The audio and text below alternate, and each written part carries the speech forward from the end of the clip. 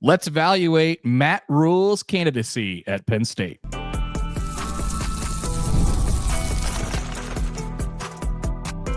You are Locked On Nebraska, your daily Nebraska Cornhuskers podcast, part of the Locked On Podcast Network, your team every day.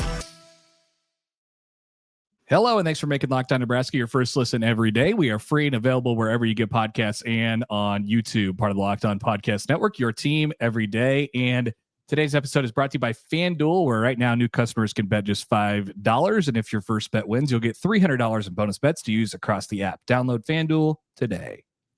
All right, welcome in. It is Thursday. You found the Locked On Nebraska podcast. I'm Mitch Sherman from The Athletic. Connor Happer of 1620 The Zone is with me. And today we are thrilled, beyond thrilled, to have Audrey Snyder join us. Audrey, in addition to being a fantastic person, publishes the Inside the Lions Substack and co-hosts the Nittany Dispatch podcast. You can find her writing at insidethelions.substack.com. Please check it out. Support Audrey. You Nebraska fans might find it interesting at this moment. So to start, Audrey, it is great to see you.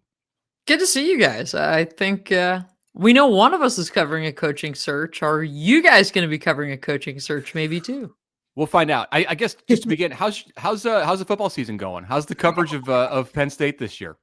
You know, it's of all the scenarios you run in the preseason, right? Of all the, well, maybe it's 10-2, maybe it's 11-1, maybe it's 12-0, maybe it's, a trip back to Miami, but they're playing for a national championship this time. Yeah, nobody thought we'd be here.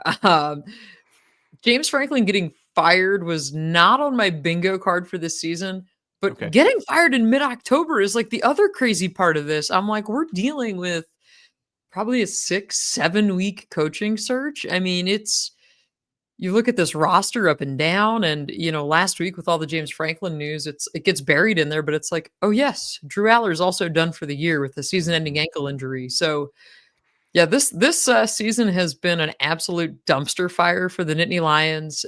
When guys are talking about playing for pride, like the first week of October, not a good sign. It's crazy. I mean, I want to talk about like how this got off the rails so quickly. We'll hold that for a second, but let's get to the sort of top of this thing as far as the search is concerned for Nebraska fans. Like, where is it at right now? Has it begun? What stage is the Penn State coaching search in? Yeah, it's still really early. I mean, I think that's the other thing. And I hear it a lot, obviously from the Penn State side of things, people are saying, well, when are they going to do it? Are they going to have a coach in a week or two? Like, my timeline on this is like early December, right? You want to sync it up, I think, ideally where you get a coach who's good, because you don't fire James Franklin just to like not take a big swing, right? So I think you want a coach that's having a good season, but ideally you probably want someone whose team doesn't make the playoff, right? Because if they make the playoff, you're talking late December till you get somebody in here. And in my mind, that's too late. I mean, we're, as you always see with coaching searches, like Penn State's recruiting classes are just not happening right now. Players are decommitting left and right. So yeah, I mean, I think that's where they're at, right? Like you have your list of candidates. You have, surely there's been a lot of back channeling going on, getting feelers out there of, okay, what works, what maybe doesn't work. Is this guy interested? What do you think? And I think that's the part where they're at right now, just because again, we're entering late October, but when this happened, it was like, whoa, it's a shock, but also who are you going to target? Because the people that you want are going to be coaching right now. Okay, so the Matt Rhule situation, we'll just get right to it. And maybe the Penn State fans don't necessarily matter as far as how they feel about Matt Rhule. It's more, how do the donors feel? How does Pat Kraft feel? But can you give us the temperature? Because we hear bits and pieces of it back here in Nebraska. Of course, to reset the situation, not that our listeners and viewers need to hear this, but Matt Rhule, the former walk-on linebacker under Joe Paterno at Penn State, longtime close friend of Pat Kraft, the Penn State athletic director. But I'm curious about the Penn State fans. What is the temperature of Penn State fans when it comes to Matt Rhule? You could say it like, yeah. From my interactions, right, that I've had with fans, they are not hot on the idea. And I say that as someone who had the distinct pleasure of watching the fourth quarter of last week's Nebraska game last Friday night, spent the first half of the fourth quarter at a Penn State alumni function and was talking to fans, subscribers there, and heard a lot of, "You see this, Audrey? This is why we don't want Matt Rhule right here. Just be more to James Franklin, perhaps even worse. This is why we don't want it." Then I closed out the fourth quarter of that game across the street at Penn State's team hotel, where you've got staffers, players, parents watching the end of that game. And obviously the temperament there is a lot of hurt that James Franklin's no longer the coach, right? So you have that sentiment. So people are rooting against Matt Rhule because they don't want him, because, hey, maybe this is the guy who replaces James Franklin, right? So you have that. But again, it was more of, you see this? This right here is why we don't want him. So I've heard a lot. Couldn't have picked to watch him at a worse moment this year. No. Nonetheless, it happened. Incredible moment. And I'm thinking, man, I'm just sitting there. And the funny part is, at the start of the fourth quarter, I was at a brewery and they have an Iowa State beer. And like you could support the Iowa State collective with this like thing. And they have a really cool logo. And in my head, I'm like, is Matt Campbell maybe in play here? Like, is this, do they maybe go that route? Should these people start buying this other beer if they don't want Matt Rhule? Or like, what do you do? Yeah, I mean, I think that's certainly a tough moment to gauge him off of. What I will say, though, about Matt is why I think it could make sense is obviously you linked to Pat Kraft. That's a big one. We heard so much during James Franklin's tenure about alignment and getting the alignment with the athletic director, with the head coach, with the chairman of the board, with the university president. James felt like he finally had that this year. For all the almost 12 years of complaining and trying to get this place, dragging it forward, he felt like he finally had that. And I think if you bring in Matt Rhule, you certainly have that alignment piece because of Pat, right? So like, I think you have that. You also, whoever they hire is stepping into a place with an upgraded facility, a place that James Franklin had to drag forward to bring it up to speed to the current age. I mean, I think you look at all the ways in which this program has changed for the better. A lot of that's a credit to James Franklin. So whoever they hire, like you kind of have those links, but yeah, I think the fan base right now is like, they don't want Matt Rhule, but honestly, there's not a clear-cut person, as it always is with the coaching search, that these people want, right? Like that's the other part, because you're getting rid of the stability of James Franklin. And this place, these fans are used to stability. That's the other piece, right? It's like the last time that this job opened under normal non-sanctioned circumstances was 1966, right? When Penn State hires Joe Paterno from Rip Engel's staff. Wow. Right? Isn't that crazy? So you look at it and it's like, okay, James is here for 11 plus seasons in this college football. That's still a long time. So, you know, you're trying to say, okay, well, what's the profile of this job? How big of a candidate can they get? And that's where I think people are saying they want somebody bigger than Matt Rhule. Is there anybody that everyone can agree on, or anyone could agree on? No, no. I mean, for me, I think one that would make a lot of sense if Bama kind of flatlines is do you make a run at Kalen DeBoer, right? Is that your swing? Could he maybe use a fresh start at Alabama, given the way things have gone there? Would this be a fresh start for him? You know, is that your option? I mean, the other part, like, you know, there was that hot second where people wanted Curt Cignetti, right? That was the big one. I mean, if you thought Indiana was going to let the guy out of town, I don't know what you were watching, but right. You know, that gets done last Thursday when I'm in the airport getting ready to head out to Iowa. So you're like, okay, there's another one off the table. So, the one that I think people probably are most hesitant on, and this is 100% also what I am hesitant on, because again, we in the media think about what's going to make my life easier or more difficult. Lane Kiffin would be the one that I would say, like, oh boy, he'd be a lot of fun. As someone told me the other day, Lane Kiffin be a lot of fun for 6 months and then good luck. I just don't think the personality lines with this place at all. But he's just not an East Coast guy in any way, shape, or form, right? No, man, you give this guy one winner here, I think he's going to say, I've seen enough, right? You know where he was born, don't you? Yeah.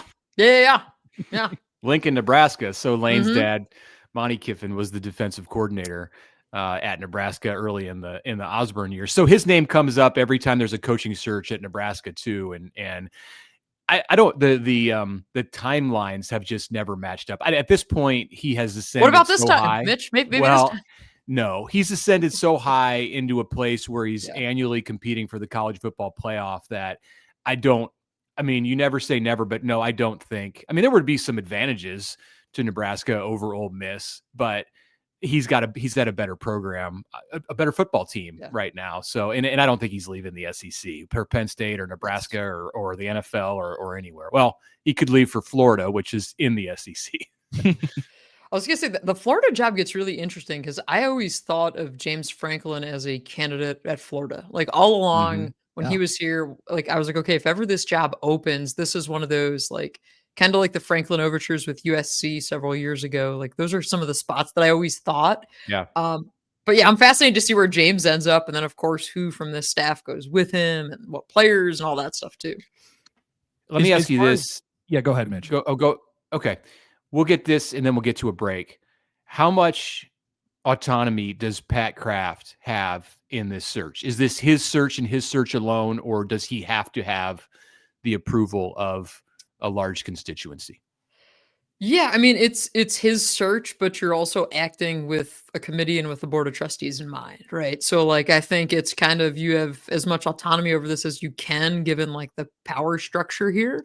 But I think when you look at it, like this is Pat's chance to put his stamp on this program because his tenure is going to be marked one way or the other by the football coaching hire and the Beaver Stadium renovation, right? That $700 million renovation that Mitch, you'll get a chance to see that later on this year. It's still very much in the works. And you have that going on. So it's like, that's what his tenure is going to be, which is also why I think like, again, we're not going to know for probably 2 to 3 years if he made the right call by getting rid of James Franklin, because the other part, I was thinking about this last week. Like, what's the percentage of athletic directors that make that move and say, you know what, James Franklin, like one bad year, you're done. Like, it's got to be a small number, like pretty 3 bad weeks, Audrey. Yeah. I mean, it's like 3 bad weeks. And like, and the crazy thing is too, like, in that bad week, you lose to Oregon in double overtime. And now it's like the UCLA loss really wouldn't have looked quite as bad with the fact that they've started winning. So yeah, and then you're like, well, Northwestern. But yeah, I mean, I think it's such a small percentage of ADs that make that move. But what excites this fan base, right? What is going to continue to excite people to give when you've got a massive capital project with the stadium? You also have obviously rev share and NIL opportunities, or that's a big part of it too. So I think Pat's got to try and thread that needle of getting someone that's going to win, getting someone that fans get excited about. And and in my head, I'm thinking you're probably looking at a 2-year timeline to get Penn State back to the playoff, or else we might see them start to just kind of cycle and churn through coaches. Yeah. All right, let's take a break. You bring up an interesting point, or when we talked about how quickly this happened, some of this was clearly brewing before this season. It wasn't entirely a 3-week downfall at all of Franklin, just in the win column. So we'll talk a little bit about the place that the Penn State program is in and where it's headed moving forward when we come back after this. A word quick from Quo. One of the tools that helps make a huge difference for business owners is Quo, formerly Open Phone. It's the same great business phone system that you've heard us talk about before, just with a new name. And here's why it matters. Every missed call is money left on the table. When every customer conversation counts, you need a phone system that can keep you connected 24/7. Quo is the #1 business phone system that streamlines customer communications. It works right through an app on your phone or your computer. So no more carrying around 2 phones, that clunky double fisted phone thing, or relying on a landline. Their built-in AI agent is a game changer. It can answer after-hour calls, capture leads, keep your business moving forward even when you're off the clock. So see why over 90,000 businesses trust Quo, formerly Open Phone. Get started free and get 20% off your first 6 months at quo.com/lockedoncollege. That's QUO.com/lockedoncollege. Locked On College. And if you've got existing numbers with another service, Quo will port them over at no extra charge. Quo, no missed calls, no missed customers. And of course, quick word from FanDuel. You want to get involved this weekend with college football or the NFL. No better way to do it than, of course, the FanDuel Sportsbook, where right now new customers can bet just $5. And if that first bet wins, you'll get $300 in bonus bets to use across the app. Anytime touchdowns, scores, money line winners, against the spread, futures, I might add, anything you want, it is there for you on the FanDuel Sportsbook. Best of all, it's quick, easy, and the best way to add a little bit more energy to your NFL Sundays. So download the FanDuel app today by visiting FanDuel.com to get started. FanDuel.com and place that first $5 bet today. All right, welcome back. Connor Happer, Mitch Sherman with you here on the Locked On Nebraska podcast, along with Audrey Snyder. Thanks for joining us again. All right, so let's go back to the sort of genesis of this a little bit. You lose. Penn State loses at against Oregon at home in double overtime, and then they go out to the West Coast, and one of the best upsets in college football like history, I don't know, happens. It's Power 5 against Power 5. It's a conference game, but boy, nobody saw it coming. UCLA. Yeah, it was shocking and unbelievable, and it just keeps circling and circling and circling. They lose to Northwestern, and James Franklin is gone. They lost again at Iowa this past weekend. With the team you mentioned earlier, Audrey, the type of talent that they have, I mean, it's still, national championship caliber. How does it happen this way? How does it go from national champion contender to we might be lucky to get to a bowl game in 4 weeks? I don't even think they're going to get bowl eligibility, honestly. Like, you look at their schedule and it's like they still have to play Ohio. They're off this week. Then they have to go to Ohio State. Indiana comes here. So, like, what a back-to-back stretch. Yeah. Maybe they get one against Michigan State. Rutgers at the end of the year. Rutgers will be jacked for that game and saying, hey, this is our chance. And then obviously, as you guys know, Nebraska comes here. So I struggle to see Penn State getting to 6 wins.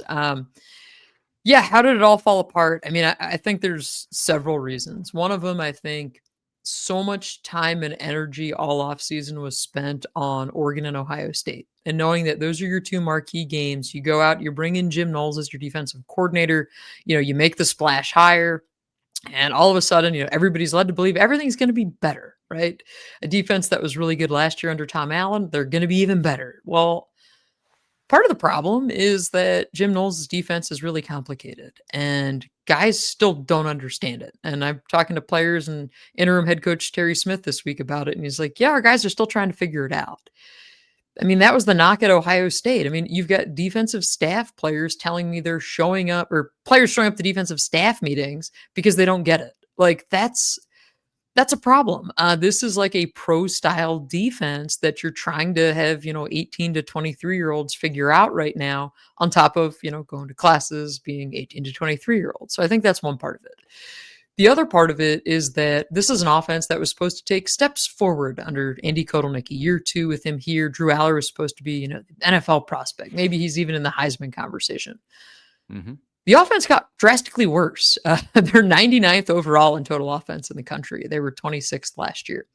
Drew Aller was not what they thought he would be. This is somebody that you see occasionally the bright spots with the big arm and the NFL talent. The consistency was terrible. I mean, you look at it and you're saying this is a guy who's missing check down throws in non-conference play, and you're like, what's going on here? He throws a brutal pick against Villanova, and that kind of raised some red flags for us, and could have been picked 3 times against the FCS level opponent Wildcats, right? So that was bizarre. You have 2 running backs that were regarded to be the potentially best backfield in college football. Katron Allen has been awesome. Nick Singleton has not been good at all. And part of that is because Penn State got a new running backs coach this offseason, and Stan Drayton wanted to try and reinvent Nick Singleton and make him better for the NFL. Well, he's overthinking everything, and it's abundantly clear when you watch him that he's so into his own head that his best asset, it was just, hey, just react, go do it. Like, this is why you were the Gatorade High School Player of the Year. Singleton has not looked anything like he has before. So that's the other layer to it. You go out, you bring in all these wide receivers, 3 in the portal that were supposed to be good. we're having the same conversation. Penn State wide receivers can't get open in Big Ten play. Like it's been a theme during Franklin's tenure. Offensive line also not been great. So you have all these problems on both sides of the ball. When James Franklin's pointing out that the special teams has been their most consistent unit, mind you, this comes after the UCLA game when Penn State was surprised by an onside kick and did not know to rush the punter late in the game, which, they're running around trying to kill time for a safety. And he's saying like, that's what you're doing best right now. Like, I think that just kind of speaks to how it all went. But yeah, they put so much into Oregon and Ohio State and all these studies, and everything blew up in their face. I mean, you ran this roster back, and I think what we saw in the decision to move on was the continuation of, hey, James Franklin and that 4-21 record against AP top 10 opponents. You can point to the fact that they went to double overtime with Oregon, but Penn State was getting booed at halftime. They had 3 points at the half. The offense rallies in the fourth quarter to tie it up and force overtime. And I mean, it's been the same thing year after year of his tenure of they just flatline in these big games. And then when you add in, the thing you've been really good at is not losing the games you shouldn't lose. And now you start losing those too. I think that's why everything just kind of came to a head at this point. All right, we're talking with Audrey Snyder of Inside the Lions. You can find her work at insidethelions.substack.com and on the Nittany Dispatch podcast. So, Audrey, let me steer this back toward Matt Rhule just a little bit. Is he, in your mind, the number one target of Pat Kraft? Yes, I think so.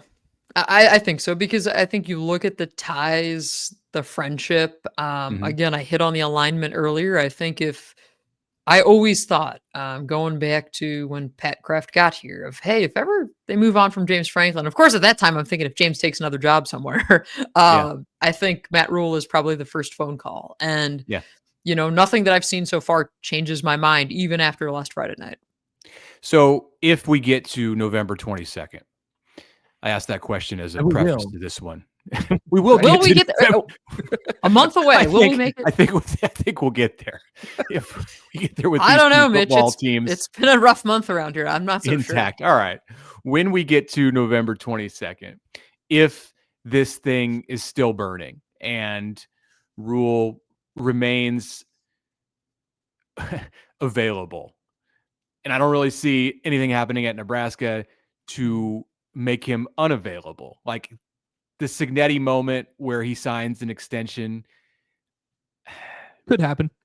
It could happen. I don't know that it's the most likely scenario or the second most likely scenario between now and November 22nd. So let's just play this game that for the next month, this is status quo, and Nebraska is being Nebraska. The season's going all right. Doesn't matter what's happening with Penn State. They're getting a new coach regardless. What's that going to be like at Beaver Stadium on that day? How are Penn State fans going to react? Not so much like how they feel about Matt Rhule, but it would just be so surreal to have a leading candidate for a job coaching on the visitor sideline on some Saturday. Yeah, and it'd be Penn State's senior day. James Franklin obviously won't be there, so that's another weird layer to it too. Your last home game, your senior day game. I mean, I think you always point to the commonalities with, in any coaching search, right? Like what fit makes sense. It would be weird. I mean, I think it also would kind of be one of those things where every photographer, every beat writer would be happy because we're all going to get those stock photos that maybe we need, maybe we don't, right? Like we're all going to get those photos of Matt Rhule in Beaver Stadium, and we'll see if we need those after that or not. But I mean, I don't know how the crowd responds just because you don't get the visiting intros. And obviously, I mean, at the end with Franklin, quite frankly, had they kept him any longer, I don't think you do public intros like when their next home game against Indiana, like the booze had gotten that loud that I think they just probably would have just canned the intros. But it would certainly be weird. I think we'd all try to draw the parallels, right? Like, didn't he meet his wife at what used to be the Chili's downtown at State College, right? Isn't that? Yeah, he was working there, right? There was something, or I thought he went to dinner there or something. I just remember Chili's being somewhere in the equation. Yeah. Right. Their history goes back through State College. Because now, but here's the thing. The Chili's is now like the most popular undergrad bar in town. Like it's champs. Yeah. It's not a Chili's. It's no longer Chili's, unfortunately. Yeah. Yeah. To be clear. Yeah. Everybody goes to Chili's. This is amazing. This sounds awesome. Man, it's going to be potentially weird. I do think like the extension thing is potentially on the table here. I don't know what that does, but man, it makes it really, really fascinating. It could. Troy Dannon will try to make it happen, and it's just it's up to Rhule, and you don't sign that if you're holding out of the possibility, if you haven't made up your mind, or if you have made up your mind and you're in fact leaving. Well, and I think, and you guys all watched the Pat McAfee thing last week, I'm sure, when he's talked about the job. I don't know. The thing that struck me is he never once said no, right? Like he never said the word no. Yeah. Right. Some people around Nebraska viewed that as his statement that he was sticking in Lincoln. And I didn't view it at all like that. I mean, he said nice things about Nebraska. The most important thing that I thought he said in that interview was, I don't deal with this during the season. So essentially everything else that I'm saying here, essentially everything else that I'm saying here about these two schools, like it's null and void because I will only deal with this after the season. And that's a disingenuous comment because even if he personally isn't dealing with it, his agent would be in a scenario where at minimum there's at least contact between his camp and Penn State. Let's just finish with this in like 60 seconds or less. No pressure. No pressure. What happens next with James Franklin? You don't need to give us all the options, but what do you think? Where do you think he ends up next year? If Auburn opens, I think that makes a ton of sense. Like to me, that's the one. If UNC can get away from Belichick, I could see that. If neither of those like change or like those jobs don't open, I think Florida gets interesting.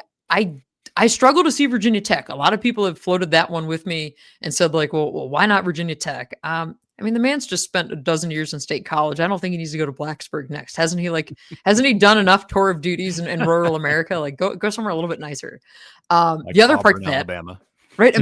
I know I'm really gassing up Auburn, right? The other part of that was like, I would expect that Brent Pry, his former DC here, goes with him wherever he goes. Cause Pry, obviously the Hokies coach, like that would be pretty weird. Hey, Brent, you just got fired at Virginia Tech. Now let's be the DC there. Like, I think that'd be kind of weird. Yeah. It doesn't seem like that would work. Yeah. So I think that's kind of, those are the four that like I would keep my eye on with him. But again, if Auburn opens, like what I don't see is James Franklin not coaching next year. Yeah. Like I don't see Auburn, him doing media for a year. I agree with you that the Auburn thing is really intriguing. So we'll see. Yeah. All right, Audrey, thank you so much. Hopefully we'll see you in a month. Appreciate your time. Again, find Audrey Snyder's work at insidethelions.substack.com. Check her out on the Nittany Dispatch podcast too. We appreciate it. Have a great bye weekend, and we'll catch you down the road.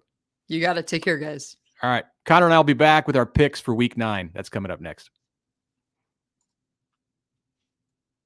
But first, a word from our friends from Mazda. Mazda crafts cars for those who do more than simply move. Check out the Mazda lineup of vehicles for a fit that'll work for you. Mazda delivers confidence with every ride. It has more IIHS Top Safety Picks Plus awards than any other company. From footwork to breathwork, athletes sweat all the details. Mazda brings this same intention to how they craft every single model. The Japanese craftsmanship in every detail, from the metallic accents to available Napa leather upholstery. You can make everyday drives feel like anything but. With smooth handling to intuitive controls, it's easy to enjoy your time behind the wheel of a Mazda. With the all-wheel drive standard in every crossover SUV, you'll drive with confidence through just about every season. Like the athletes you watch, Mazda sweats every detail, because when you make every move count, impossible becomes irrelevant. Mazda, move and be moved.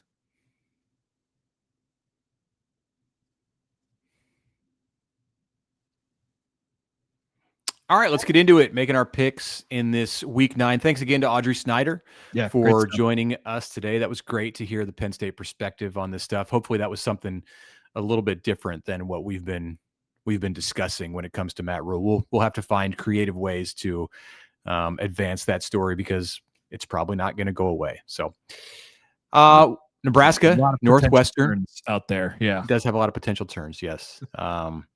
Nebraska, Northwestern, Saturday, Memorial Stadium, 11 a.m. FS1 is the television network. We will start, as always, with some over-unders coming off of a game in which Nebraska did not score a touchdown for the first time under Matt Rhule. We are setting the number for Dylan Raiola's passing yards at 229.5. That's about 20 yards under his average for the season.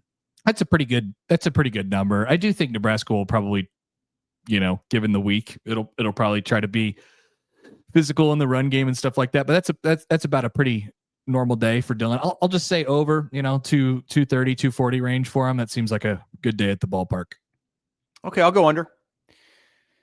Cold is starting to set in. It's feeling like November almost here in eastern Nebraska. I think the Huskers are truly going to be intent on running the football and being creative maybe in the way that they run the football. You can find balance in ways other than just handing off to the tailback. So I think that we'll see some of that and maybe even some ball control. Like, hey, Northwestern's going to try to control the tempo and the pace of this game. Nebraska can do the same thing and win at that battle. That would be a big step toward winning the game. So I'll go under on the 229.5. Northwestern rushing yards. And this is right about the Cats average for the year, maybe 5 over. 194.5. Ah, man, that's a big number. And you're right. That's where they get their yards. I'll say under. Just playing the sort of odds for Nebraska. I think if they can keep them around 150, somewhere in that range, 160, they'll have a good day. I will also go under. I believe that there will be a renewed effort on tackling this week in Nebraska. The practices, I think, have emphasized that, and maybe they've emphasized it before, but not enough. I don't believe you'll see diving at feet this week. Maybe there was too much made of that, or you might say there was not, but I'll go under on the 194.5. Nebraska rushing yards, 139.5 as a team. And we'll call this sack adjusted. So, or sacks this is sacks. Yeah, we're not going to count sacks. This is the yardage that the running backs and wide receivers get. So I threw this into a curve. We're not taking out the sacks here. Okay. I'll go under. I think Emmett Johnson runs for 100, 110. That's a good day for them. And I don't know who else is running it outside of a couple, turnarounds to Mosey or Barney or something. Yeah. I'll actually say over here. In picking the under on the passing, I'm going over on the rushing. I think Nebraska's going to end up with 360 yards or so in this game. And that's a reasonable amount against a good Northwestern defense, and 150 on the ground, something like that. All right. Sacks allowed by Nebraska. We know this is a thorn in their side. 9 sacks last week, 7 against Michigan. The 2 losses this year, Nebraska's given up 16 sacks. Northwestern has 11 sacks as a defense through 7 games. So we're setting the number at 2.5, which would be quite a bit over the Cats' average. Yeah, I would have said probably 3 or 4. So I'll go over, but that's not a horrible day at the yard. No, it's not, but it's not great. 3 or 4. I think they're going to get 2, and there will be some sighs of relief from the home fans and those who defend the offensive line. They'll again, it's a trending all in the direction of Nebraska emphasizing the more conservative nature of the offensive play, running the ball, not letting your QB get hit and sacked. Will Nebraska force more than 1 turnover in this game? Yes or no? They forced 9 on the season, but none in the past 2 games. Northwestern has lost 11. Yeah, I'll say yes. I think they get him into some sticky situations on third downs, liability to throw picks there. Maybe they knock out a fumble. So I'll say they force a couple. Yeah, I'm with you. I think that's what sparks Nebraska in this game. That and maybe a special teams play. Catches for Dane Key and Ja'Cory Barney combined. I could have put an over-under on this, but we're just going to we'll actually keep track of this one and see if we can get this right. So they have 10 between them in the last 3 games, I believe is the number. So wow. Not enough. Because it's just catches for Key and Barney combined. Give me 8. That's a lot. I will say 6. Okay. All right. Let's pick a score. Huskers are a 7.5 point favorite. Yeah, I mean, I think it's I've been saying this all week. I think it's a really good bounce back spot for Nebraska. They get their they pull their heads out of their butts, get some touchdowns on the board. Red zone will be key. Like you gotta find a way to score it once you get down there. They're going to want to possess, but I do think Nebraska will do some stuff defensively that is, that'll keep Northwestern the ball out of their hands. I'll say 31-17. Nebraska wins by 2 touchdowns. Difficult to run the ball with your head in your butt. I will say Nebraska wins this game 23-14. So we've both got Nebraska covering. Lower scoring, kind of a late fall day, feeling like a late fall day. I haven't looked at the forecast, but if it's like it has been earlier this week or in the middle of this week, then it's gonna feel good out there. Okay, Big Ten game of the week, UCLA going for a 4th consecutive win. We talked with Audrey about the Bruins a bit. They were 0-4. Now Kurt Cignetti says UCLA's 3-0 because with this coaching staff, that's the record since Deshaun Foster was sent packing. They are a 25.5 point underdog at number 2 Indiana, 11 a.m. on Big Fox. Yeah, I mean, I just think it's too many points probably. But I think Indiana will control and win, but give me UCLA to lose by 3 touchdowns and take the cover. I can't not pick UCLA in this. Yeah, to cover 25.5. So, yeah, I'm taking the interesting game in the Big Ten for me this week is Illinois-Washington. I think that game is sneaky important for everybody. Yeah, I mean, Illinois has dim playoff hopes, and I know that Brett Bielema is touting the fact that his team has lost to the number 1 and the number 2 team in the country. So if you're not the best 2-loss resume out there, then somebody's doing something wrong when you've lost to the 2 best teams in the country. I don't know that. I'm done. I'm done making comments about Indiana. In Washington. And Washington's only lost to Ohio State and Michigan. I mean, both teams are in pretty good shape. So, yeah, that's a big one between those two. That's an interesting game. For our national game of the week, we are going back to we talked about Lane Kiffin also with Audrey. Number 8, Ole Miss, 1 loss. That was at Georgia last week. At number 13, Oklahoma, 1 loss against Texas in the Red River game a couple weeks ago. 4.5 point favorites, the Sooners are. Another early kick. Good 11 a.m. schedule on Saturday. This one's on ABC. So Sooners are a 4.5 point favorite. What do you think? Yeah, I just don't think Oklahoma's offense is good. So I'm gonna take the offense here. Ole Miss has it. They're used to sort of the speed of the entire thing. Oklahoma's played good teams too, but I'm getting 4.5 points, and I will take them with the Rebs. Yeah, I got Ole Miss winning this game. Yeah, so simple as that. Yep. All right. We wrap this thing up. Is that it? Anything else? That's all I got. You see that Nebraska volleyball might play a game at Wrigley Field in the future. I did. That is awesome. That is exciting. Good job by Lincoln Arneal of Husker Max for getting that out of John Cook. Why is John Cook breaking news about Nebraska volleyball? Troy Dannon and Danny Busboom Kelly were both asked about this subject in the last 24 hours, and neither one of them spilled. And then here comes John Cook out of left field. So good job, Lincoln. Yeah. Nice job, and reporter John Cook. Well done. Thanks for making Locked On Nebraska your first listen today. For your second listen, check out Locked On Big Ten with Craig. And of course, you can find that on YouTube, wherever you listen to your podcasts. It's part of the Locked On Podcast Network, your team every day.